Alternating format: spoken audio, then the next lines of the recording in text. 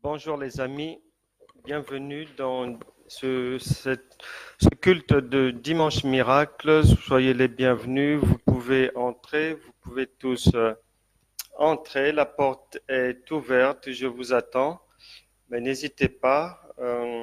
D'avance, salutations à tout le monde, à tous ceux qui vont nous rejoindre. Et que Jésus-Christ vous fasse d'avance du bien.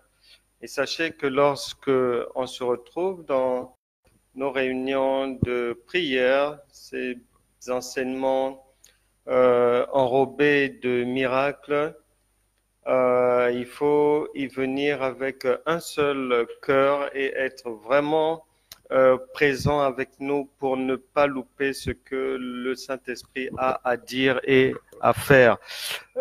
Bonjour Marc, bonjour Milan CH, bienvenue. Bonjour Séverine et bonjour à tous ceux qui vont nous rejoindre en cours de route.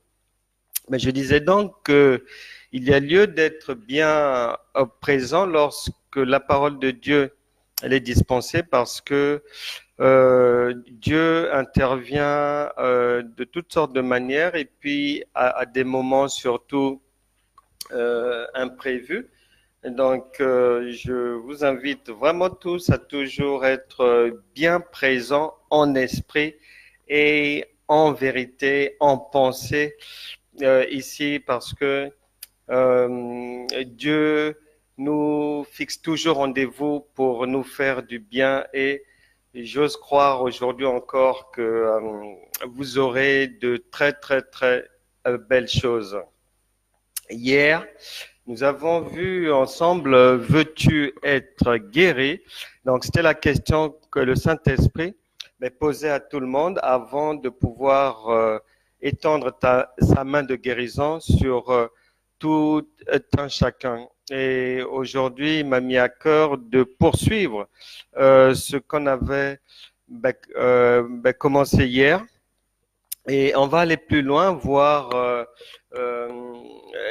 qu'est-ce qui peut accompagner une guérison, qu'est-ce qui devrait suivre une guérison divine. Donc, on va aller voir ça ensemble. Nous repartons encore dans la parole de Dieu, dans le même livre, l'évangile de Jean que nous avons vu hier. On va repartir là-dedans. Le Saint-Esprit veut qu'on puisse encore y passer un petit moment, donc on va le faire. Parce qu'il faut savoir que cette parole de Dieu, elle est tellement profonde que le même verset, le Seigneur peut nous dire beaucoup de choses à partir d'un même verset, à partir d'une même parole. Il peut vous parler de l'éducation des enfants, il peut vous parler de vos cours de français, de vos finances, des ennemis, des attaques sataniques, des bénédictions à venir, de la prospérité promise, du mariage, etc., etc. Donc, pour aujourd'hui, on va encore aller dans le livre de Jean pour puiser ce que le Seigneur a à nous dire.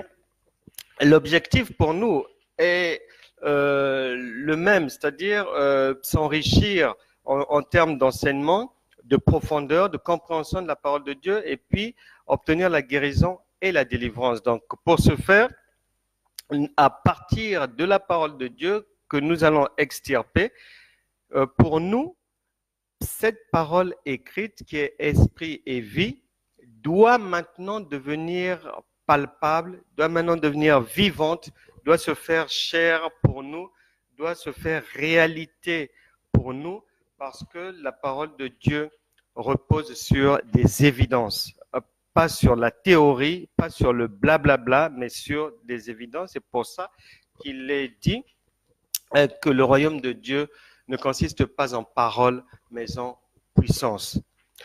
Jean chapitre 5, verset 10. Prédication intitulée, donc tu as été guéri. Hier, pour ceux qui étaient avec nous, ou bien ceux qui n'étaient pas avec nous au même moment vont l'être aujourd'hui. Et donc, tu as été guéri, ne pêche plus. Jean chapitre 5, verset 10. Marc doit avoir sa Bible, donc Marc va nous faire la lecture sous le contrôle du Saint-Esprit qui voit tout, qui sait tout et qui est aussi en Normandie. Donc, Marc, le Saint-Esprit te surveille pour cette lecture et Patricia, ne l'aide pas s'il te plaît, qu'il la fasse seule lui-même et je vais l'aider un peu, je vais lui donner un petit coup de main. Évangile de Jean, chapitre 5, verset 10.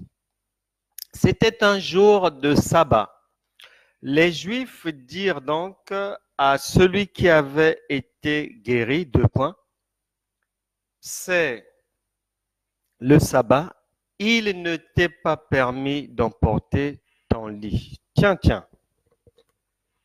Vous avez obtenu votre délivrance hier. Il y a eu la guérison. La guérison est passée par là comme pour ce monsieur qui était malade. Il est maintenant guéri. Et là, à la lecture de cette parole, on se rend compte que ça soit pour lui ou que ça soit pour vous, il y a des forces, il y a des puissances, il y a des gens qui veulent s'opposer à votre guérison. Donc là, on lui dit que c'est le sabbat, donc le sabbat, on ne peut rien faire, il ne faut pas travailler. Donc, pour les Juifs, il n'est pas permis de faire quoi que ce soit. Donc, Dieu n'a pas à guérir les gens, même le dimanche, même le jour du sabbat, un jour d'interdit. Alors, la première question qu'on peut se poser, en ce qui vous concerne, puisque Dieu ne parle jamais pour les morts, mais pour les vivants, donc il parle pour vous, il s'adresse à vous, il s'occupe de votre vie, il s'occupe de votre quotidien, de votre existence, il est en vous par le Saint-Esprit. Et la question là, c'est de savoir, le sabbat c'est jour d'interdit, mais dans votre vie alors, quel est l'interdit qui a encore cours dans votre vie? Qui ne veut pas vous voir béni, qui s'oppose à votre guérison, qui voudrait vous voir toujours célibataire, qui voudrait vous voir toujours au même point de départ. Là est la question, l'interpellation qui nous est présentée maintenant, mais tout de suite, et chacun doit réfléchir, doit s'examiner pour savoir, mais qui a intérêt à me barrer la route? Qui a intérêt à s'opposer à ce que Dieu me fasse du bien? Qui a intérêt à s'opposer à ma guérison? Mais quels sont ces pouvoirs oppresseurs qui ne veulent pas lâcher prise et qui veulent encore se dresser devant votre destinée? Lui, donc, une opposition se présente à lui aussitôt après sa guérison. Et ils ne veulent même pas que l'objet de sa honte soit enlevé, le lit sur lequel il était allongé depuis 38 ans. Connu et aux yeux de toute la ville, toute la région savait que ça faisait 38 ans qu'il était alité là, au même endroit. Et vous, depuis combien d'années êtes-vous dans cette situation? Vous venez d'en sortir hier par la foi, mais qui, la nuit, veut encore s'opposer à votre guérison? Qui voudrait venir remettre ce cancer dans votre corps? Qui voudrait vous brancher encore avec l'alcool, avec le tabac? Qui voudrait vous voir ivrogne à vie? Quel est le problème? Quelles sont ces personnes? Quels sont ces pouvoirs qui ne veulent pas que Dieu vous fasse du bien? Qui automatiquement, après avoir eu une bénédiction, viennent s'y opposer? Quel est le rêve que vous avez l'habitude de faire dès que vous avez une bonne promesse d'embauche? Et à la suite de ce, tout est annulé. qu'est-ce qui arrive? Qu'est-ce que l'on vous dit? Qu'est-ce que vous écoutez lorsqu'un homme veut vous épouser? Et que lorsque cette chose-là intervient, la promesse tombe à l'eau. Pensez-y. Le sabbat voudrait qu'il n'y ait pas de bénédiction, qu'il n'y ait pas de délivrance, qu'il n'y ait pas de guérison. Alors que la Bible déclare que c'est l'homme qui est maître du sabbat, le Fils de l'homme l'a dit, et non le contraire. Et c'est pour ça que peu importe les oppositions, peu importe les tout ce qui est dit sur votre vie, tout ce que les ennemis ont planifié, Dieu est disposé à vous guérir. Lui qui a commencé cette œuvre, il l'achèvera. 1 Thessaloniciens, chapitre 5, verset 24, le dit.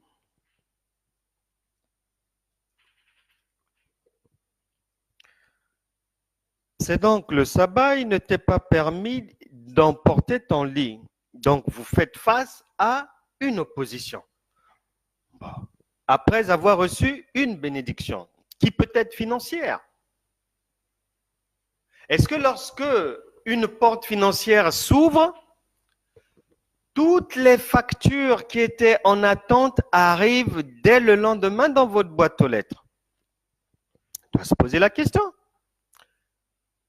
Comment ça se fait qu'à chaque fois que vous avez une percée financière, une contre-percée vient devant votre porte? Soit un enfant est malade, soit il y a un deuil dans la famille, il faut cotiser.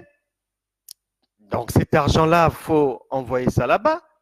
Ou soit il y a plusieurs malades au même moment qui font que les gens font recours à vous pour avoir de l'aide et puis vous êtes obligé de faire quelque chose. Est-ce que votre véhicule tombe en panne au moment où vous avez une percée financière? Est-ce que c'est ce qui vous arrive? Il leur répondit, celui qui m'a guéri m'a dit, prends ton lit et marche. Le Seigneur dit, le Saint-Esprit qui est en vous, vous dit avec insistance, maintenant, peu importe les menaces, peu importe les colibets, les critiques, les observations des personnes malveillantes, peu importe ce que les gens de peu de foi ou les incroyants peuvent dire,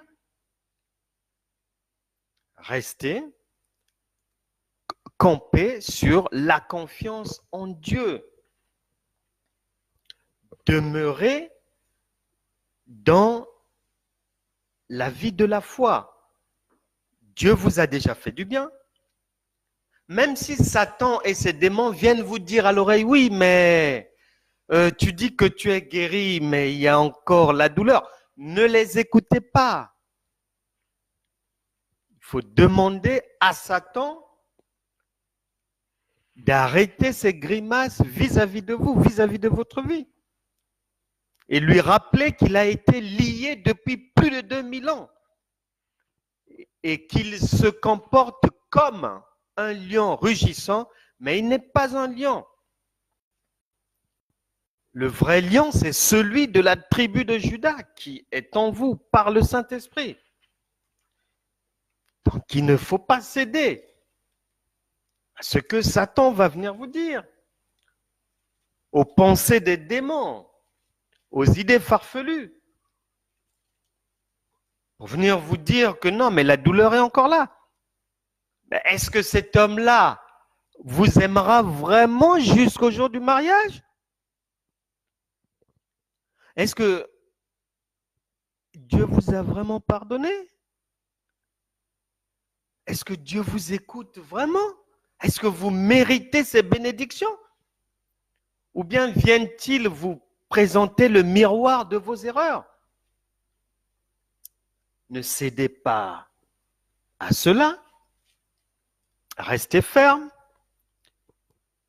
Faites comme ce monsieur, cet ancien malade, en restant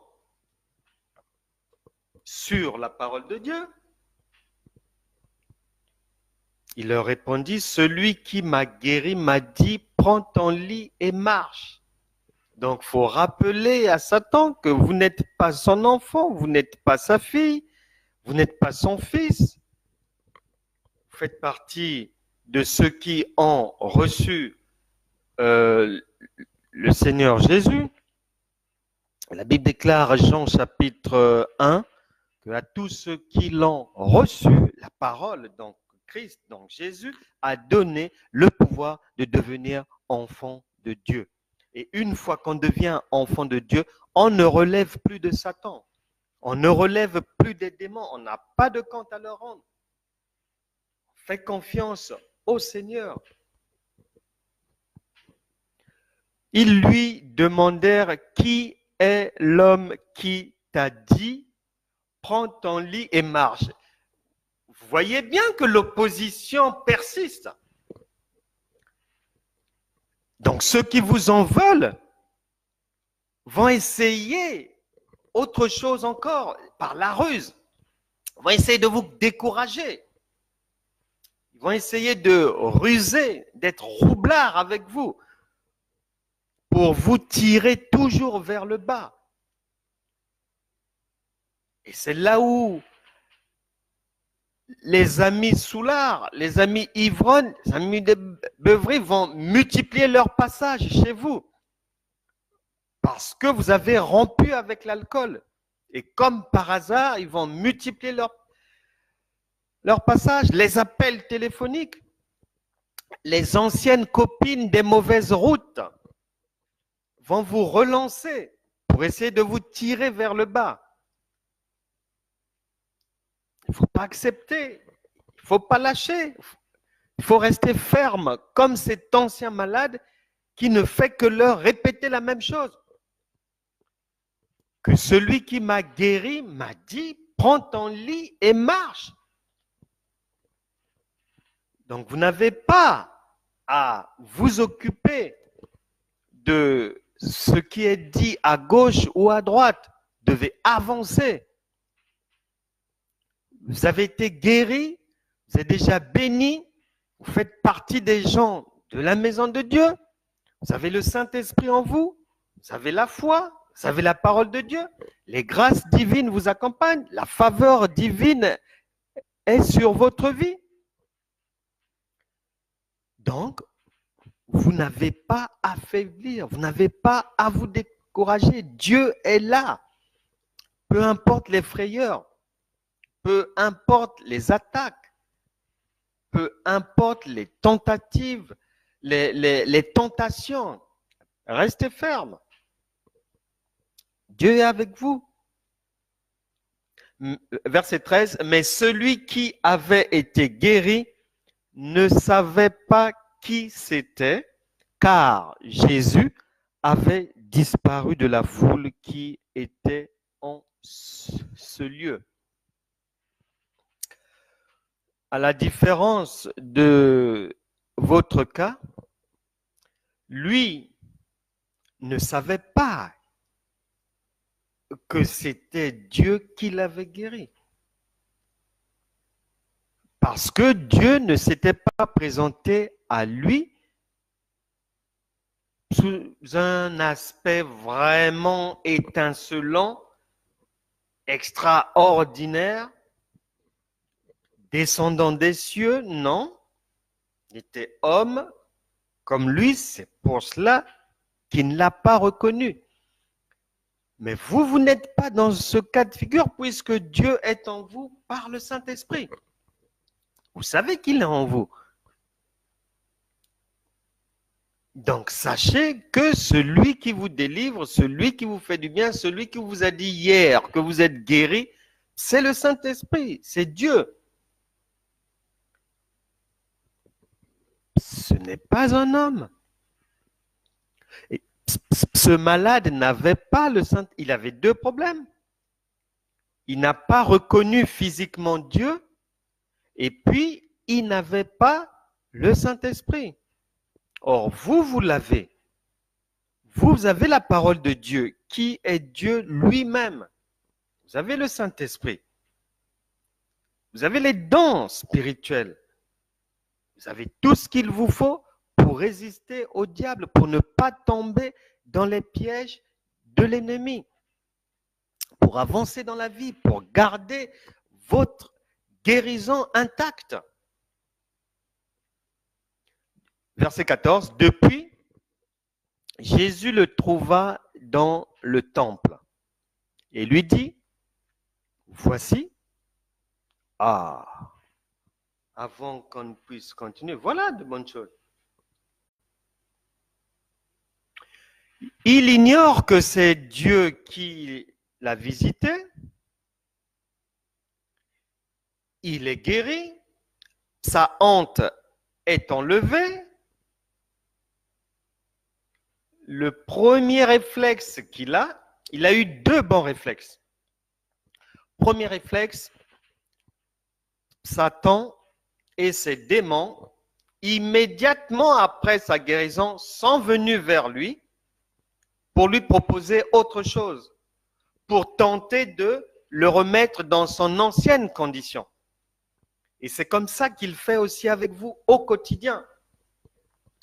N'y aurait-il pas des anciens ex-incroyants, pécheurs, ennemis de Dieu, qui vous relancent ces jours-ci?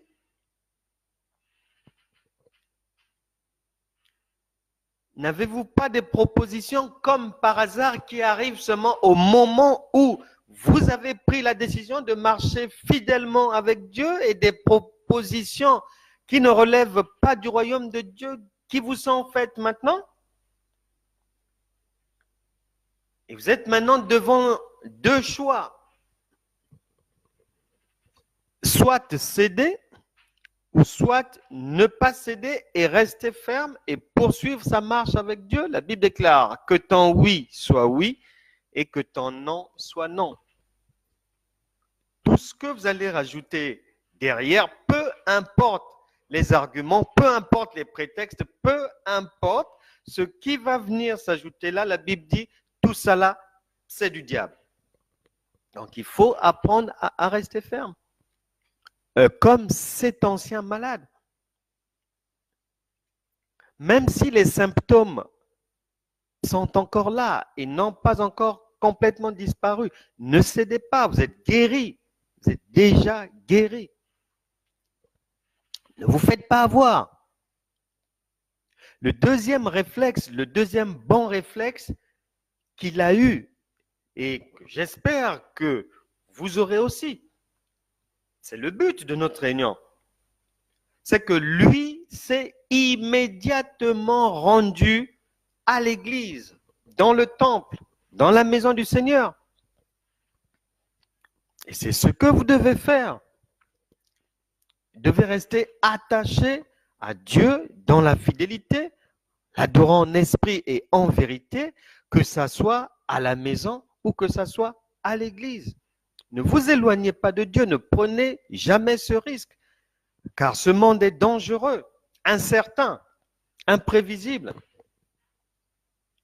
Le mal est dans les rues, sur le lieu de travail, dans les boîtes de nuit, au marché, dans les magasins, partout le mal rôde.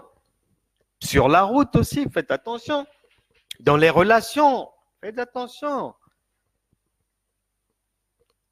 Et je le redis encore, n'allez pas vous mettre avec quelqu'un pour sa poche, non. Ni pour l'argent, non. Ni pour les biens matériels, non, parce que la Bible déclare que tu peux être riche le matin et pauvre le soir. Tu peux être riche le soir et pauvre le matin. Il faut faire attention de ne pas vous laisser avoir par des biens périssables, des choses qui... Vous pouvez acheter une voiture le matin et puis faire un accident l'après-midi. Ben oui. Mais un homme, une femme qui vous aime réellement, dont le cœur est rempli de vous, ne vous abandonnera pas. Et avec l'amour, on peut faire beaucoup de choses. Et si vous parfumez cet amour de la foi, mais Dieu vous donne tout ce dont vous avez besoin. Ce sont des choses derrière lesquelles vous n'allez pas courir. Les maisons, la bonne santé, la santé divine et autres. Non. Non, non, pas du tout. Donc, restez ferme et accrochés. Rapprochez-vous tous les jours davantage de Dieu par la méditation de sa parole. Entretenez votre communion avec Dieu. C'est très important. Donc Jésus le retrouve, le trouve dans le temple. Il le revoit maintenant dans le temple.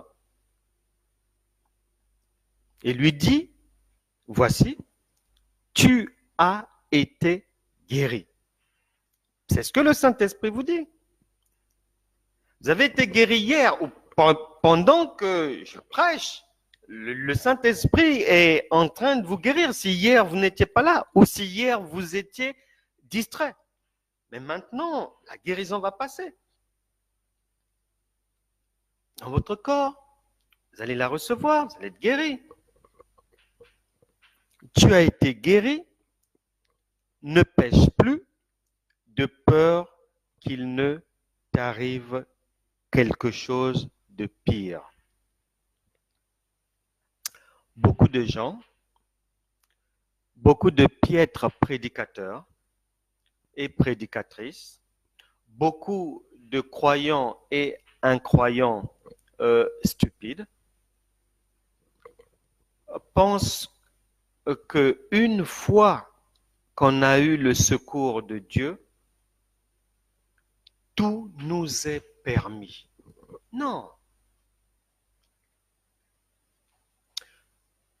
Depuis la création, Dieu lui-même, le Créateur, a travaillé 6 jours avant de se reposer le 7e jour. Un Dieu créateur. Il est dit le Créateur, qui crée toujours, qui fait quelque chose, qui ne fait jamais quelque chose sans un but, sans un objectif. Et c'est cette vision-là, c'est cette manière de faire qu'il nous a confié. Le livre de la Genèse. Remplissez la terre, assujettissez, dominez. Et tout cela afin d'obtenir quelque chose. Donc, on va le faire pour quelque chose. Donc, il n'y a rien pour rien.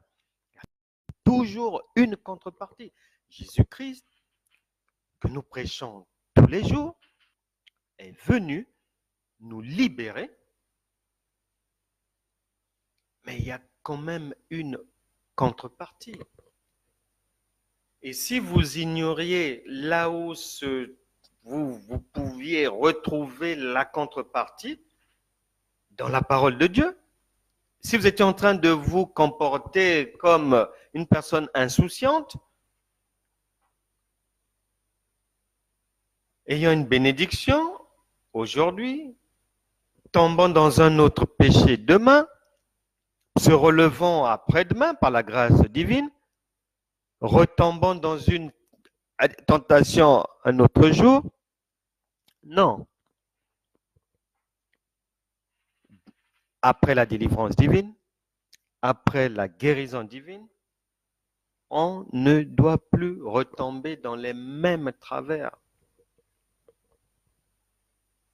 Et allons voir quelle est la contrepartie de votre guérison, de notre délivrance. On la trouve non loin dans l'évangile de Luc, chapitre 1. Luc, chapitre 1, à partir du verset 74.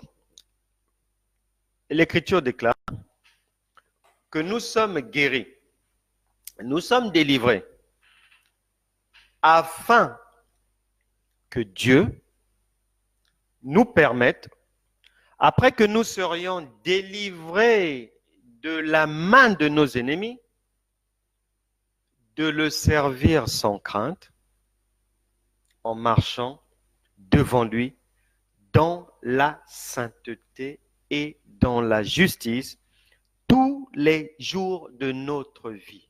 Voilà. C'est clair, noir sur blanc, c'est la parole. Votre guérison rentre dans les objectifs de Dieu.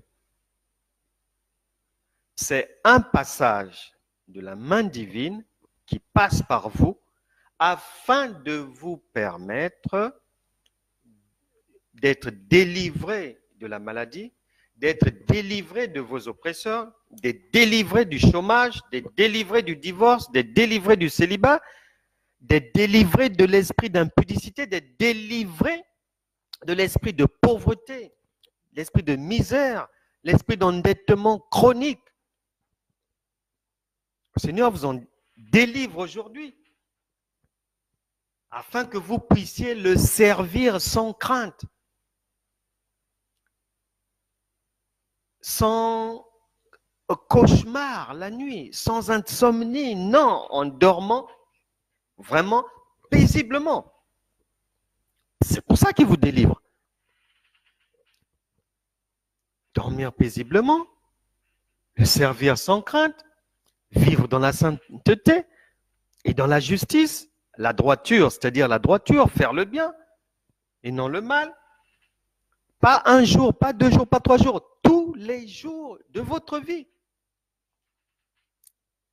Donc, il y a une contrepartie. Ne prenez pas votre guérison, votre délivrance comme un prétexte pour aller maintenant faire du n'importe quoi. Non, vous êtes le temple du Saint-Esprit. Ne savez-vous pas que vous êtes le temple du Saint-Esprit et celui qui détruit le temple de Dieu, Dieu le détruira. C'est ce que l'Écriture dit. Et c'est pour ça que Jésus-Christ l'a mis en garde. Parce qu'il voyait bien que aussitôt après sa guérison, il y a une première attaque des ennemis sur sa pensée. Dans son logiciel, ils ont voulu essayer de brouiller les choses en lui disant, bon écoute, cette guérison, est-ce qu'elle est vraiment conventionnelle parce que bon, ça tombe le jour du sabbat? Toi, est-ce que Dieu peut vraiment te guérir avec le nombre d'hommes que tu as mis dans ton lit dans le passé? Avec toutes les arnaques que tu as eu à faire et tout, est-ce que Dieu peut vraiment? Donc, il y a une première attaque sur la pensée. C'est pour ça que Romains chapitre 12, versets 1 à 3 dit « Ne vous conformez pas au siècle présent. Soyez transformés par le renouvellement de l'intelligence. » Et tout cela afin de ne pas tomber dans les pièges du diable.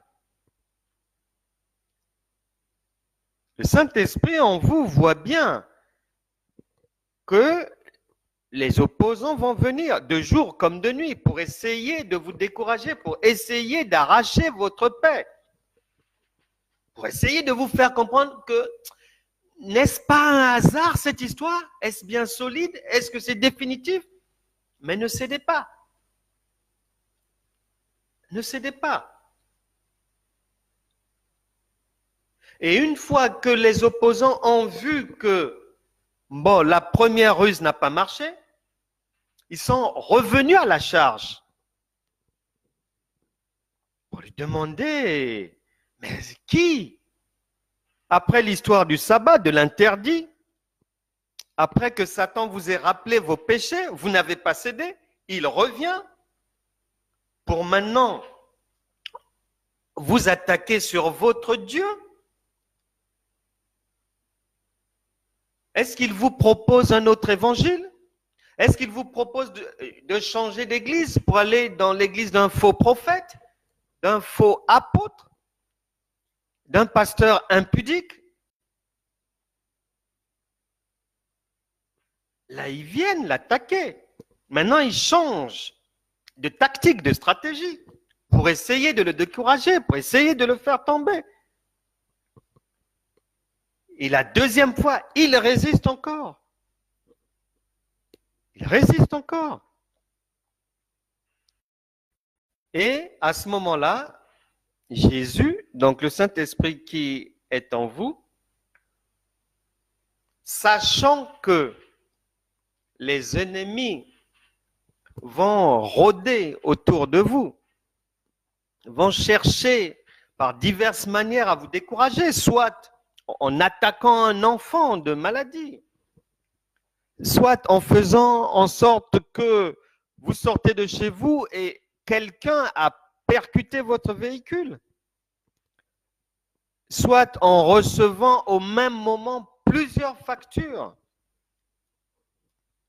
soit ils vont, le royaume des ténèbres, le monde des ténèbres va faire en sorte que quelqu'un vous accuse de quelque chose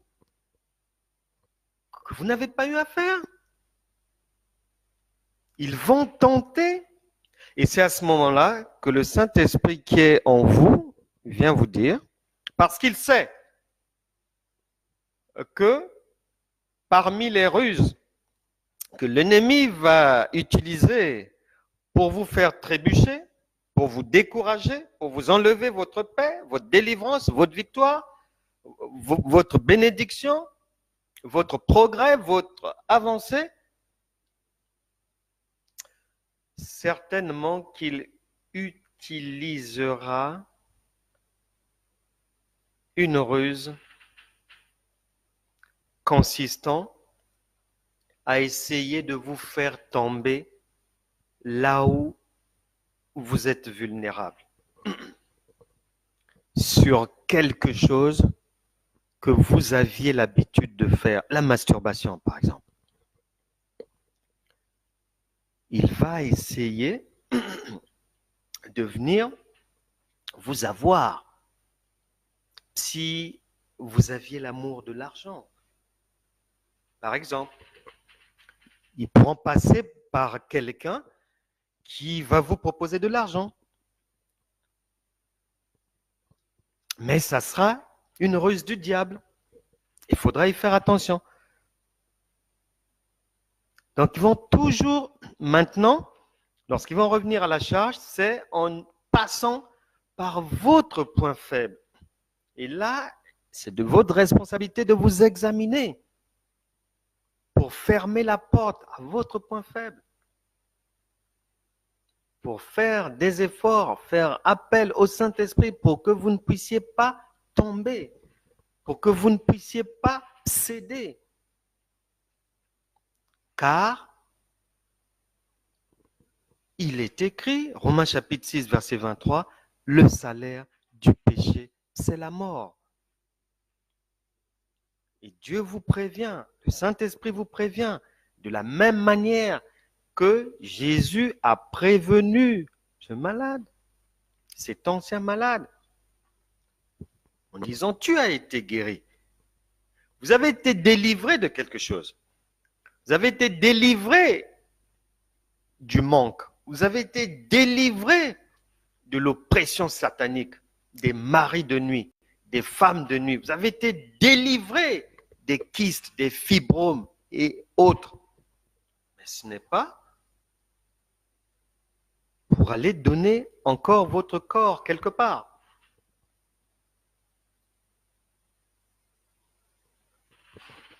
Un jour, avec ma femme, elle reçoit un appel d'une personne que l'on connaît un matin. Et en fait, après, elle avait mis le chorus et puis donc on échangeait à trois, on parlait.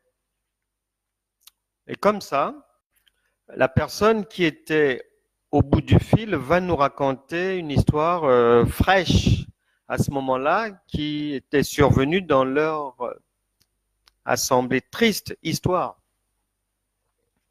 Et elle nous disait qu'une sœur de leur église venait de mourir. Et que donc, c'était dramatique.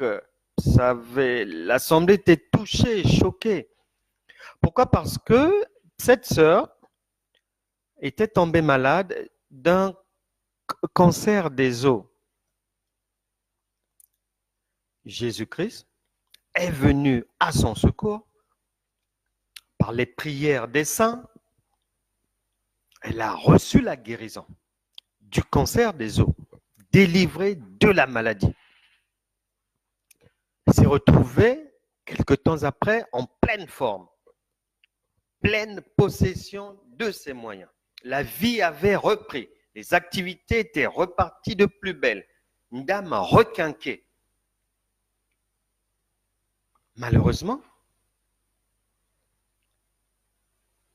la personne nous disait que ce qui avait été triste, c'est que quelque temps après, on avait, après sa guérison, confirmé par l'hôpital, affirmé et confirmé par l'hôpital, mais cette personne, cette dame avait pris ses distances avec l'église. Ne la voyait plus, elle ne venait plus. Et une fois, une sœur l'avait croisée, l'interpellant sur son absence à l'hôpital, elle dira, bon, elle n'a plus le temps. Donc voilà. Êtes-vous dans ce cas? Est-ce que vous êtes dans ce cas?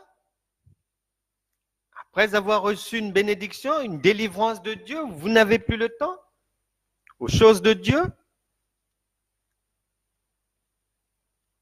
Et donc, le temps passe et puis après, les gens de l'Assemblée vont apprendre que la maladie était revenue de plus belle au niveau de cette sœur. La sœur, après avoir été guérie, était tombée, était repartie encore dans son ancienne vie. Et finalement, lorsque la maladie, pour la deuxième fois, s'était présentée dans son corps, à ce moment-là, malgré les prières, la sœur a fini par mourir. Et aujourd'hui, le vœu de mon cœur, c'est que le Saint-Esprit vous fasse bien comprendre que vous n'êtes pas délivré, vous n'êtes pas guéri, vous n'êtes pas béni pour retomber dans les travers d'avant. Non. C'est pour ça que le Seigneur a dit, tu as été guéri, ne pêche plus. Parce que si tu pêches encore, ça sera dramatique. La Bible déclare, livre des psaumes, la Bible déclare quelque chose de très intéressant. Que Dieu est celui qui ne sommeille ni ne dort. Lorsqu'il t'a fait du bien, il veille à ce que ce bien se multiplie dans ta vie. Et l'engrais pour fructifier, pour faire descendre d'autres biens dans ta vie, c'est la vie de la sanctification, la fidélité à Dieu. Luc chapitre 1, verset 74 à 75. Nous avons lu la parole ensemble. La crainte de l'Éternel, le service du Seigneur, et faire du bien aux autres, autour de soi, tous les jours de votre vie. Et le verset 15 dit, cet homme s'en alla et annonça aux Juifs que c'était Jésus qui l'avait guéri. Dieu vous a guéri. Est-ce que vous l'avez même annoncé autour de vous? Est-ce que vous témoignez même des bontés de l'Éternel dans votre famille, dans votre entourage? Si vous ne le faisiez pas, le Seigneur vous interpelle aujourd'hui. Il faut le faire. Parce que c'est à travers vous, à travers votre témoignage, que le Saint-Esprit bénira une autre personne, fera du bien à d'autres personnes et les délivrera. Et il est donc de votre responsabilité, après avoir reçu les bienfaits du Seigneur, de les mettre aussi à la disposition des autres, car Dieu a fait de vous une source de bénédiction pour les autres.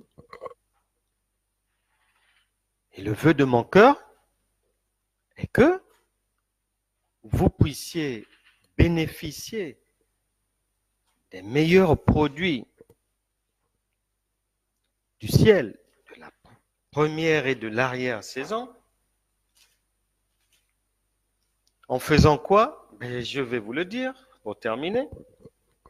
Psaume chapitre 37, verset 4. Fais de l'Éternel tes délices et il te donnera ce que ton cœur désire. Gardez précieusement votre délivrance, votre guérison, les bénédictions divines.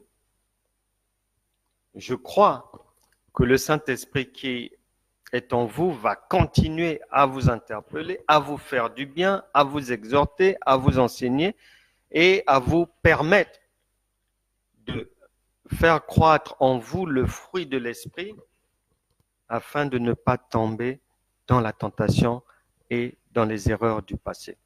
Dieu va vous faire du bien, Dieu va vraiment vous bénir et c'est ce qu'il a fait et c'est ce qu'il continuera à faire en insistant quand même et en vous disant va, tu as été guéri, va et ne pêche plus.